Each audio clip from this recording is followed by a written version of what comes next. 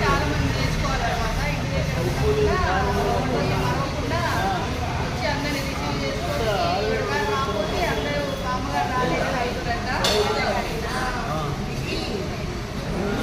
తక్కువ ఇస్తున్నాను ఇలా చేంజ్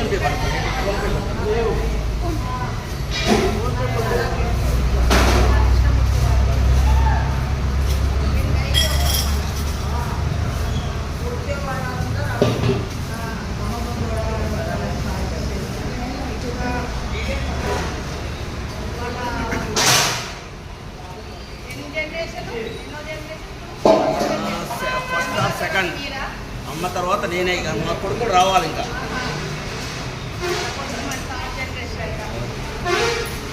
ఆల్మోస్ట్ బిజినెస్లో ఉన్నారు కానీ వేరే రియల్ ఎస్టేట్లో ఉన్నారు మేడం.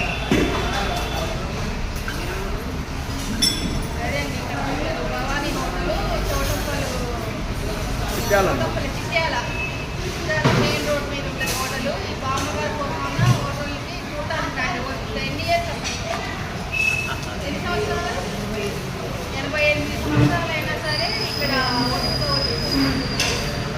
ప్రతిరోజు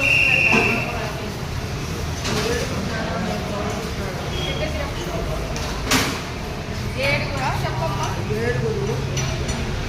సరే బాయ్ అండి. అన్నప్పుడు మాట్లాడి ఏడుగురు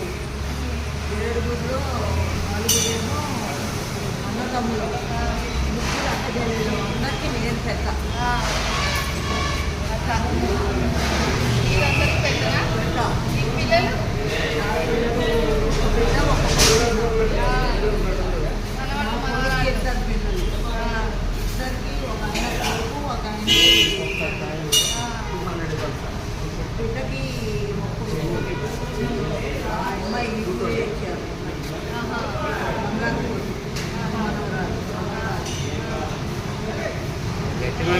బాగా వస్తున్నారు. అడుగుతారు బిడ్డ, ఇప్పుడు నువ్వు వచ్చినావు మళ్ళీ వచ్చినాడు ఏమంటావు? జై శ్రీమన్నారాయణ. అందరూ వచ్చి మామగారిని రిసీవ్ చేసుకుంటున్నారు.